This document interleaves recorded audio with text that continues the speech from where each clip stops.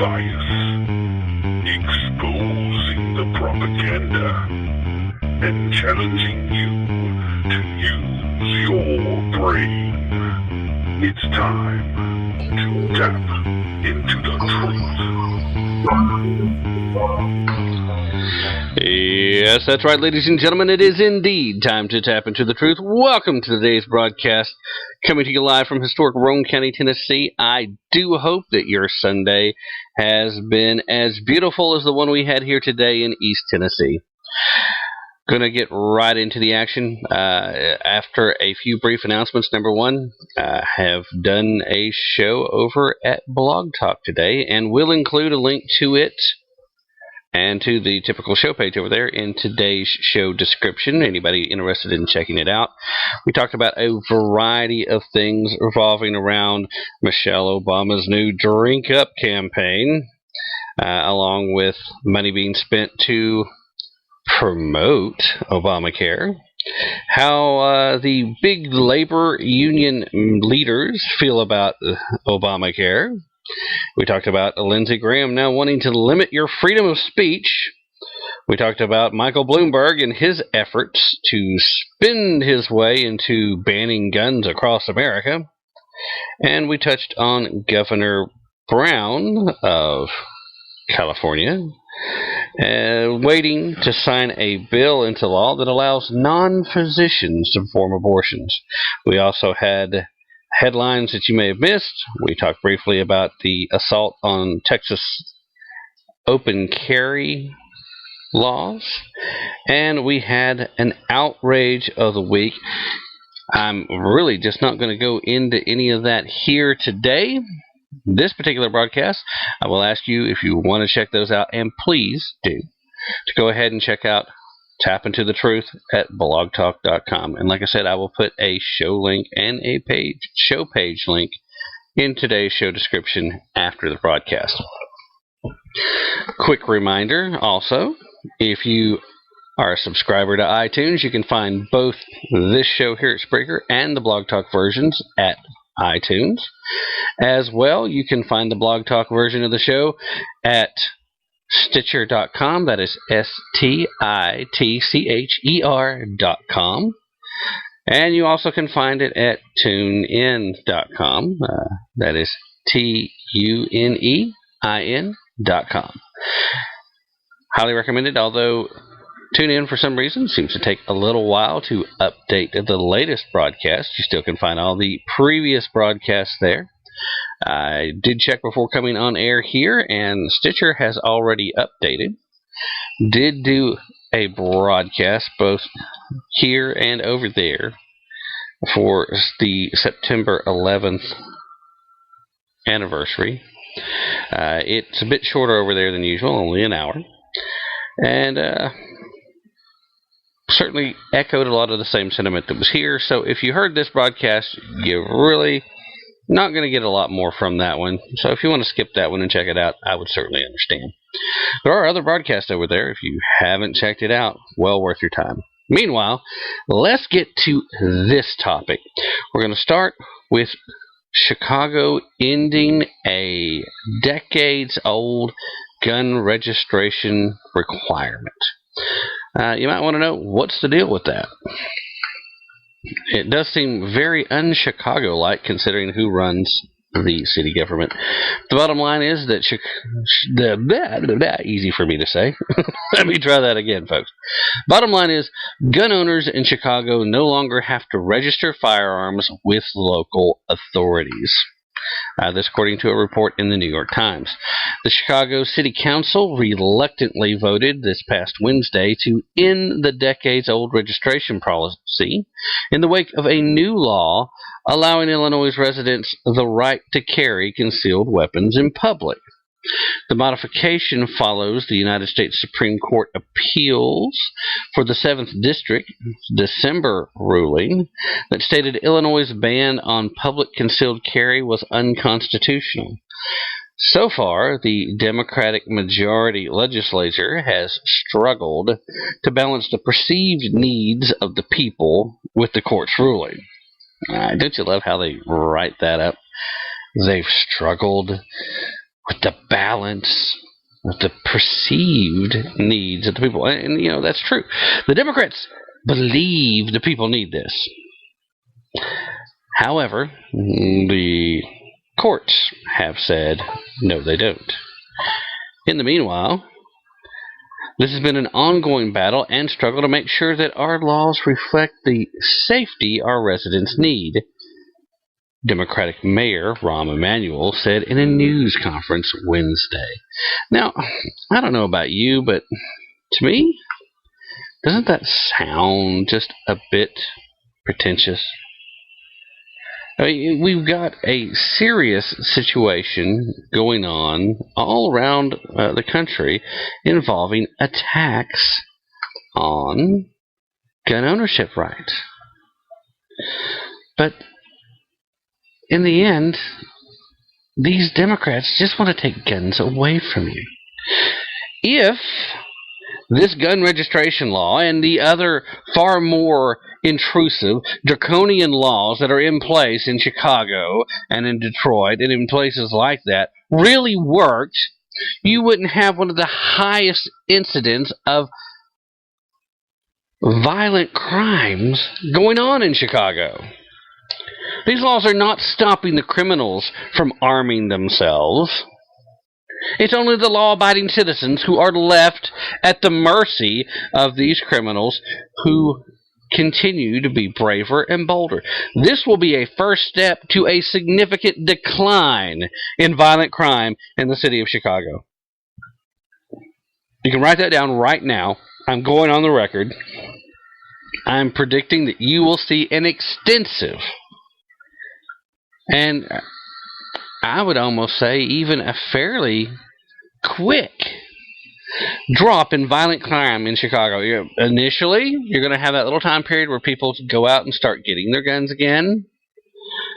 And then you're going to have that time period before the criminals realize how many of the law-abiding citizens have armed themselves. You're going to have some shootouts taking place. You're going to have some criminals getting popped.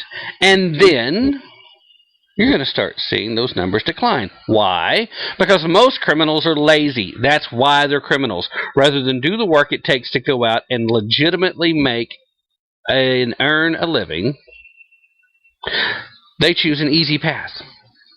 And criminals typically tend to look for easy targets. Now, there are always exceptions. And I certainly don't want to insult any of those really hard-working criminals out there that are really just busting their chops to make it.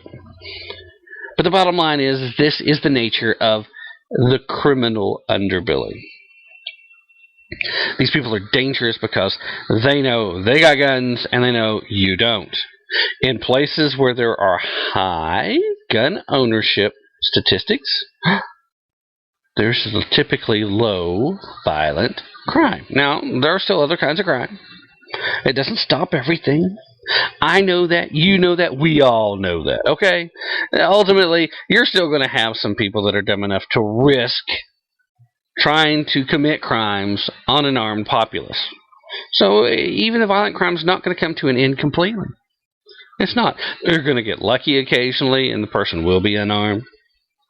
They're going to catch the draw on somebody and, drop them. It's terrible, but it's the world we live in.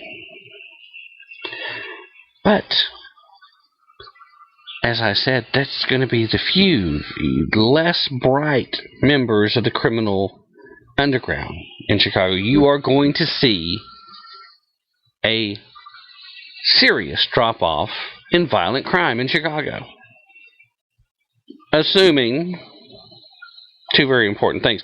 Number one, that the Democrats that are in control of the city don't find some way to step back in and interfere with the gun ownership rights of the individuals in their city. And number two, assuming that the people of the city, the law-abiding citizens who would like that be gun owners, have the opportunity to step up, step forward, and go get a gun. But anyway, with 295 recorded homicides in Chicago so far this year, almost 300. And actually, that number was official as of Thursday. So now that we're pretty much through this weekend and we know the violent crimes go up over the weekend, we're probably well over 350 by now. Many police officers rely on the registry's information to understand the movements of guns throughout the city. Okay, you hear what's going on here? The online registry contains more than 8,000 gun owners and about 22,000 firearms. Adam Collins, a spokesperson for the police department, says officers would continue to use an online database of permit holders maintained by Illinois State Police. Others, like Richard A. Pearson, executive director of the Illinois State Rifle Association, said that the registration law had been a headache for law-abiding citizens who wanted to protect themselves. Quote, "It's just harassment of law-abiding gun owners, and that's all it was ever meant to be." End quote. Despite that seemingly revolutionary change, Chicago is far from encouraging gun ownership. What a surprise. The council strengthened other gun regulations even as it struck down the registration law. So, in that effort, in that framework, will the Democrats ever let law-abiding citizens have gun ownership unabridged?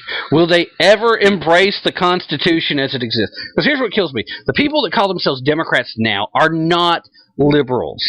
Okay? They still call themselves liberals. Except some of them have very boldly started calling themselves progressives. Well, you know my feelings on that. If you've listened to the show at all before, you know I always refer to them as so-called liberals, because just so-called progressives, because just like what these folks have done since the Constitution first came into being, they keep trying to win their arguments not on legitimate philosophical points, but by controlling the conversation. And they do that by redefining words within the argument.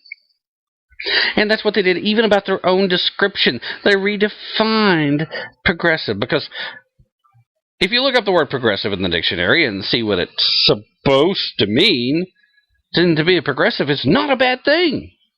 It means that you're moving forward, that you're trying to be productive, that you're leading to a better life. Sadly, many of these so-called progressives actually believe that's what they're doing. The creme de la creme, the very top of the food chain among the so-called progressives, know that's what they're doing, but what they don't tell you is that they're only doing that for themselves. And the rest of us, we're not really part of that plan, and not really necessary other than to help them move a few things around as far as politics are concerned. They think of us as just being idiots and, for the most part, useless. But the folks that do keep voting Democratic, and then the people that actually accept office as Democrats and keep following the party line, which they're not bright enough to figure out the party has been taken over by someone far more dangerous, they are the useful idiots. If Chicago would let citizens, law-abiding, honest-to-goodness, everyday, average Americans, have freer access to firearms, and would reduce restrictions on concealed carry, or possibly even go to open carry, violent crime would drop like a rock. And they keep arguing that they're trying to protect their citizens with these laws, because they're a bunch of idiots. They're not trying to protect the citizens. These people are smart, okay? They're not complete and total morons. They act like it. They say things that are completely asinine, and they certainly sound like they deserve a good swift kick. But they are fairly smart. They are not idiots. They're not morons. They know what they're doing a lot of the time. So they know that when it comes to the statistics, there is an undeniable pattern that emerges when you see places where the law-abiding citizens have higher levels of gun ownership. You also have places that have far less violent crime.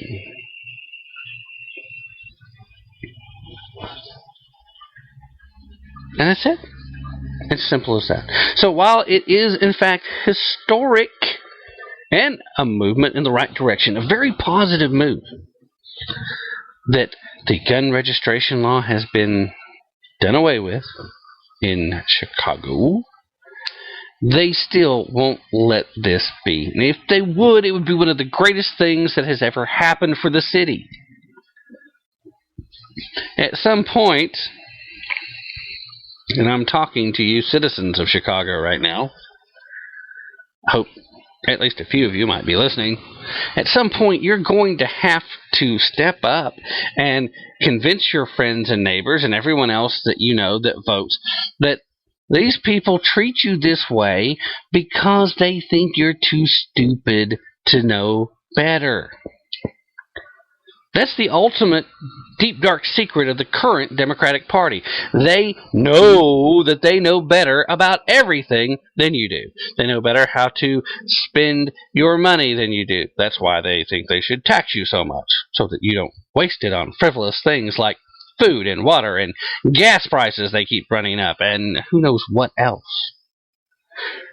I mean, at the heart of things, that's really what this new Drink Up program from Michelle Obama is about. Now, again, like I said, it was over on the Blog Talk show, so I don't want to get too much into that.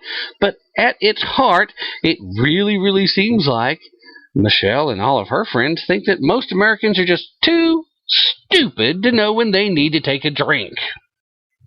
What's the world's first energy drink? Water! And it's great!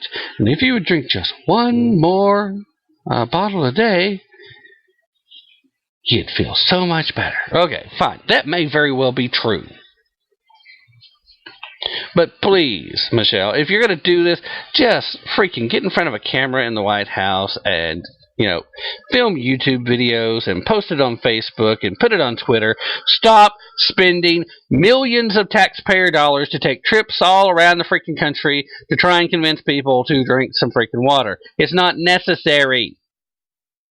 It's not. Nobody drinks more bottled water anywhere in the world than Americans. Is water a better choice than soda? Yes. I'll concede that point. But in the meanwhile, stop wasting taxpayer dollars, and if drink more water is the best you can come up with, Michelle, you either need to reduce what you're paying some of these morons that work for you, or hire someone different because they're not giving you the best possible advice. Anyway, I'm going to move on from Chicago, and we're going to move on to the next big story of the day, because guess what, ladies and gentlemen? Mr. Barack Hussein Obama is in the process of trying to convince America that the GOP is attacking the constitutional structure of the United States. Can you believe that? This man who has done more to try and decimate the Constitution than any person in the history of U.S. politics, more than any person who's actually ever literally held office. And believe me, there have been a few who's actually held that office, and several that have been in Congress who have tried to shred it and use it for confetti. There's a few that even thinks that it's only good enough to freaking wipe their backside with. There are people that hate our Constitution that much. But now the occupier says it's the GOP that is causing a problem when it comes to the new and upcoming negotiations over the debt ceiling. Today, in an interview, with George Stephanopoulos on This Week. Barack Obama said that he will not negotiate on the debt ceiling with the GOP. Quoted as saying, "What I haven't been willing to negotiate, and I will not negotiate, is on the debt ceiling." The comment came on the eve of another fiscal showdown, where House Republicans seeking to defund and delay the implementation of the president's landmark health care law hope to negotiate concessions from the White House. Quote, "If we could set a precedent in which the president is in a situation in which each time the United States is called upon to pay its bills, the other party can simply sit there and say, well, we're not going to pay the bills unless you give us what we want, well, that changes the constitutional structure of the government entirely." I'm being quiet for a second to let you think about that statement. I want you to stop and realize that he just said the way the Constitution is supposed to work changes the constitutional structure of the government entirely. This man was supposed to be a constitutional scholar, and at one point in time, I believe, maybe he really was, and that's why he was selected to be the person that went in and took the jackhammer to it and tried to completely decimate it so that whoever came next, and of course they assume, since they haven't run a straight election in at least 2 election cycles, that they'll just be placing whoever's going to come behind them, and I think a lot of them are still hoping it's Hillary, and that she'll be able to step in, and then there will be, no constitutional constraints whatsoever, and then Empress Clinton will get to show why the Bilderbergers are in charge of so many different things. But, did you hear that? If we continue to set a precedent in which a president is in a situation in which each time the United States is called upon to pay its bills, the other party can simply sit there and say, well, we're not going to pay the bills unless you give us what we want. That is not changing the constitutional structure of the government. Because number one, Congress controls the purse strings. They can decide if they're going to pay the bills or not. You do not get to do that. That is constitutional. Number two, they can make demands on you. And number three, they are supposed to have oversight of implementation of legislation, which Obamacare would be part of. By rights, the only thing they need from you is a signature so that either A, can go ahead and go into law then, or they can go ahead and start the override of the veto. That's all you're needed for when it comes to anything like this. Your role, constitutionally speaking, once they've decided they're going to or not going to fund something, is when you get to prioritize where the money is going to go. So, naturally, it's always kind of funny to me when I hear you make threats that Social Security recipients aren't going to get their money, or U.S. military aren't going to get their checks, and we're going to have to shut down the government. I hear those threats. You go out there and you say these things, and you try to say, and it's the Republicans' fault. It's the GOP. It makes me laugh just a little bit because I know the truth, but then I have conversations with some people, and there are folks that believe you.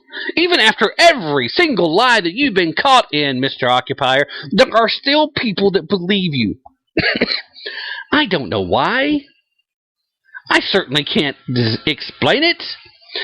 I mean, it goes beyond that of being a Kool-Aid drinker. For crying out loud, the labor unions are now trying to get you to pay them extra money to cover the cost of Obamacare. under their Cadillac insurance plans, and when you're telling them no, they don't want any part of it. These people worked hard and gave you lots and lots of money, and all they wanted in return was the payback. Here, we'll do this for you, but you have to do this for us.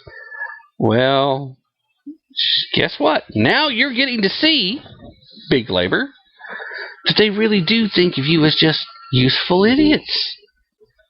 And in truth, unfortunately, when it comes to this particular measure, you have been very useful and very idiotic. Again, don't take me out of context. I'm not saying that union members across the board are. I'm just saying that the union leadership has been. Those top dogs that are collecting the dues and spending the money how they see fit. It is utterly ridiculous. But ladies and gentlemen, it's still even more than that. This man knows the Constitution, in fact, says that it is up to Congress to decide how money is spent, and then it is up to him, if he is not given the budget that he wants, to make sure that spending goes in a way that is reasonable and most fair. There are certain aspects of the government that do not shut down regardless of funding. If you ask me, these are the parts of the government that probably should be the only ones operating, period, because they are, in fact, the essentials, although they've added a few additional departments to what they consider to be essential. So these threats about Social Security payments, well, you know what? If you don't get it, it's not because the Republicans stood firm on any of this. It's because the occupier decided that's a place he wanted to pick. You just look at sequestration. What did he choose to actually shut down? Oh, tours of the White House, which is one of the least expensive things the government does. Military pay. In fact, now they're looking at cutting military pay almost in half. Now, I doubt that's going to happen, but the idea has been floated out there as a way to try and help meet military budgetary constraints because of sequestration. But in the meanwhile, we also still have Barack taking multi-billion-dollar vacations. If we're under sequestration, what's going on? We still have extravagant parties going on at the White House. Foreign dignitaries are coming, and not just having, okay, here's the meeting.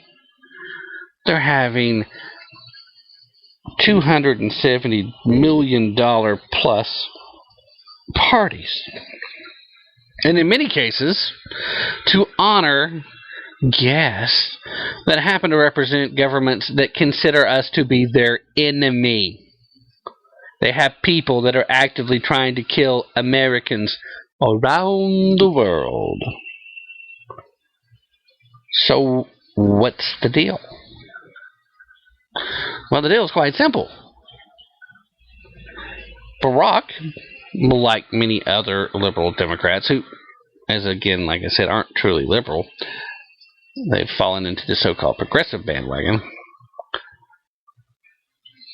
Barack thinks he's better than everyone else. He thinks the rules that apply to average everyday Americans do not apply to him, because there's nothing average and everyday about Barack Hussein Obama. There's nothing average and everyday about Michelle Obama. There's nothing average and everyday about the haughty John Kerry. Nothing average and everyday about Hillary Clinton. These people, they don't just think, they know in their heart of hearts, in every fiber of their being, that they are better than every single one of you. and definitely think that they're better than me because I am just some stupid redneck hillbilly from East Tennessee that won't never stop clinging to my Bible and my guns. So I'm a threat and I'm a terrorist and I'm a danger to this country because I still believe in God and apple pie and that America should stand for something good and wholesome instead of a society that doesn't believe that there should be any moral judgments anywhere. Now, I will say that I don't feel like I have the right to pass moral judgments on other people in general. But I will also tell you that there still are limits to what should be permissible in public in a reasonable, civilized, organized, decent society. Some of the stuff that's supposed to be passing for entertainment these days doesn't meet that level. At any rate, I'm going to stop the rant on that part of it. We'll take a quick break, and then after the break, we'll continue. Stay with us. We'll be right back.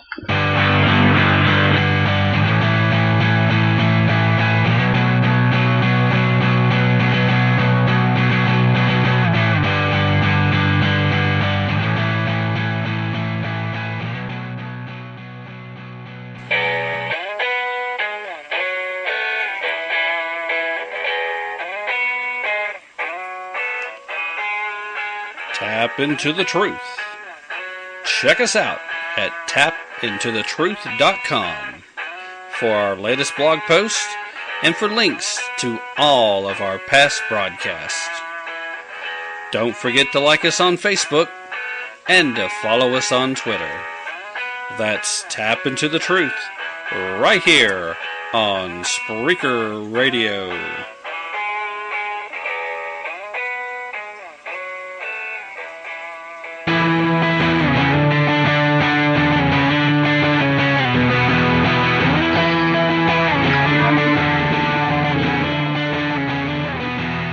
Yes, that's right, ladies and gentlemen, right here. This is Tap Into the Truth, coming to you live from historic Roane County, Tennessee. Welcome to today's broadcast. Glad that you're here with us. Hope you're enjoying the show to this point.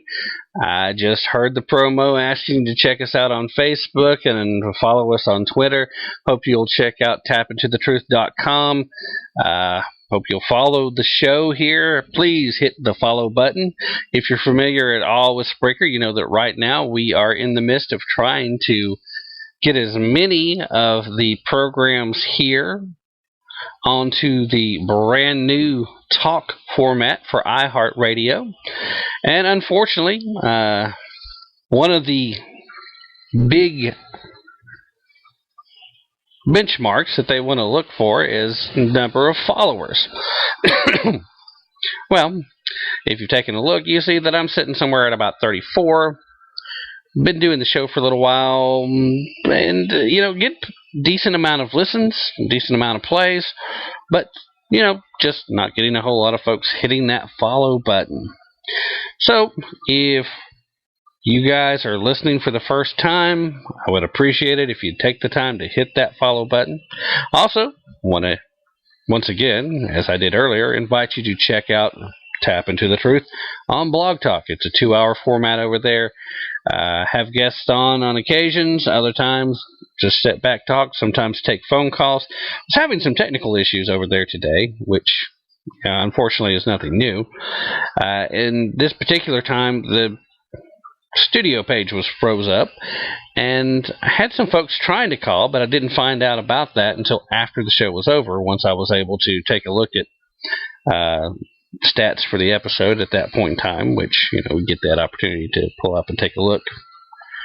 But I had some folks that tried to call in, but it never showed up on my switchboard. And so for anybody that was trying to call the show, I apologize for not being able to get you on there. And just let me know, and I'll try to make that up to you somehow.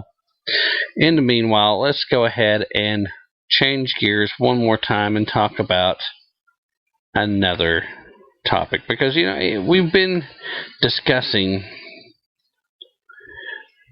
different situations. First of all, we were talking about Chicago's historic ending of their gun registration requirement. But, it still falls kind of short there because they strengthen other restrictions.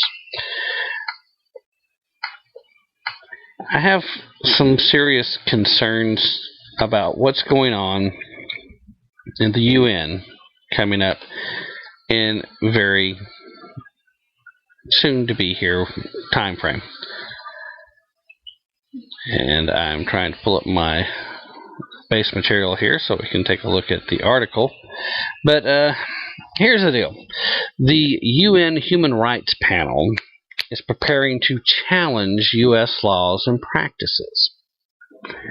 One of those is the Stand Your Ground laws, and they're also looking at voter ID laws. They're looking at drone strikes and NSA surveillance. They're looking at things from profiling of Muslims to continued detentions at Guantanamo Bay. The U.S. government's positions on a wide range of issues will be placed under the UN spotlight for almost the entirety of next month. At a session in Geneva running from October 14th until November 1st, the UN Human Rights Committee will hold a periodic review of the U.S. compliance with the International Covenant on Civil and Political Rights, which was signed by the U.S. in 1977 and ratified in 1992. The Human Rights Committee, which comprises 18 independent legal experts who serve for 4 years, is a separate entity to the Human Rights Council, also based in Geneva, which the Obama administration joined in 2009.